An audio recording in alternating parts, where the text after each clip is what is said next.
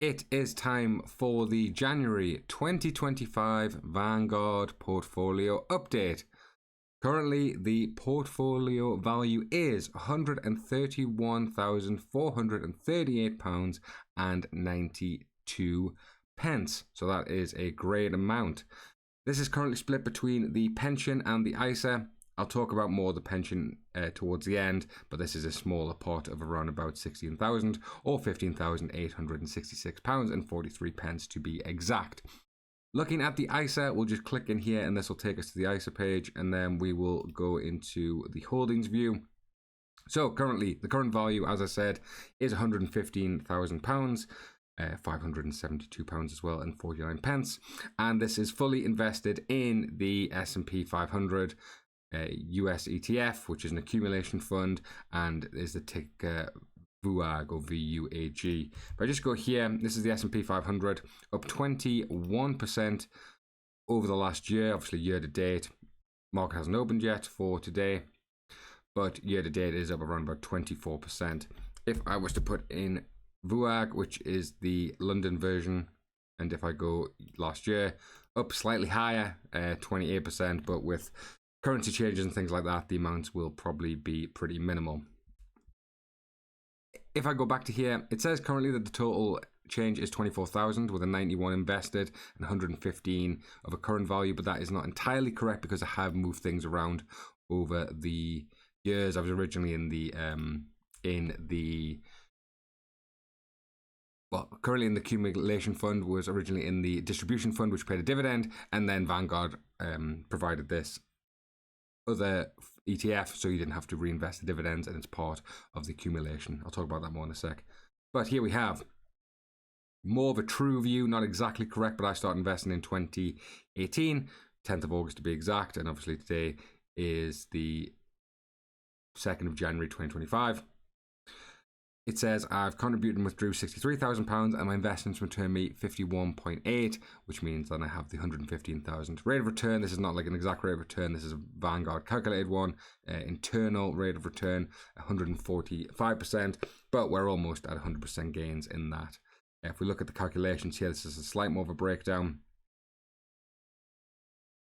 but we were getting paid dividends previously, but not anymore because of the accumulation fund. If I was just to quickly go here and do VUAG versus VUSA, this is the distribution fund, and you can see they're all pretty close. The VUAG in the blue and VUSA in the orange. So the price is just slightly higher and has increased slightly more, but obviously the other one is paying the dividends that would then get reinvested. So it nets off at about the same. So overall, been pretty good. Let me just go back to the overview again. ISA allowance is about £20,000 a year. I have removed some money. So if I was to look at my transactions here, let me go to performance, and then we'll look at the transactions. I am consistently buying about £1,000 a month, but I have withdrawn some money at different points to cover things like holidays, weddings, and all that fun stuff. So I have been investing regularly, but as you can see, I have withdrawn money. This is why this is quite good, because if it was all in the pension, you can't really access it till 60, 65, whereas here you do have access and is a lot more flexible. I'm not investing the full amount. Currently only investing £1,000 a month. I say only.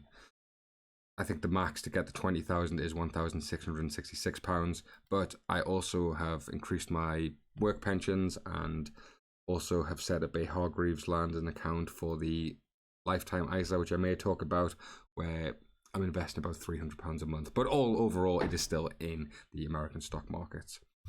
Some things I wanted to look at, actually. I've showed this before. S&P 500 data. It shows the returns, what you would get.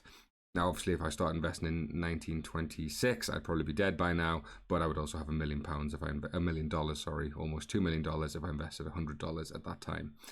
Now, I did not start investing that time. As I said, it was 2018. Now, this will be the start of that. And if you were able to lump sum in that point, your money would have gone up, about 150%, $242. If I was to just change this and see what we can do, you can see that the number is obviously decreasing slightly. But even if you started investing at the start of, can do it like this, start of this year, you would have been up 25% as I showed. And if I go back to here, and we'll just go S&P 500. We will do the, where was I from, 2018. About that time, the market is about doubled, or more than doubled in that time. Even if you invested at the peak of, oh no, that wasn't the COVID crash, this was the COVID crash here, just before the pandemic, you would have lost immediately about 30%, and you'd be up 76%.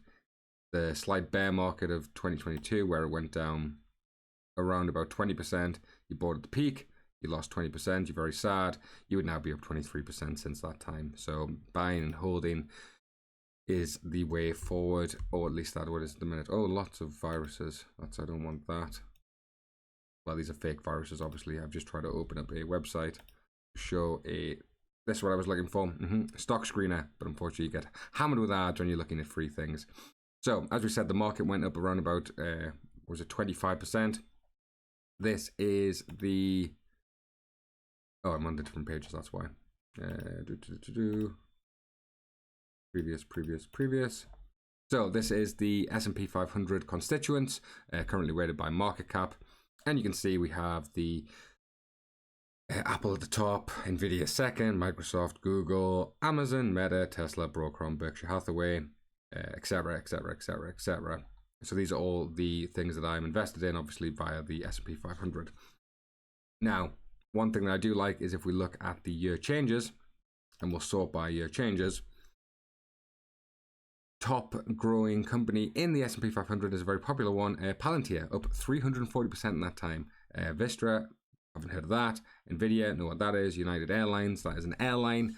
A lot of people have gambled on different airlines. I think United Airlines obviously doing the best, up 135%. Exxon Enterprise, don't know what that is, and I've got that, 130%. So these are all the companies that I have exposure to, obviously, and have increased and obviously beat the market in that time.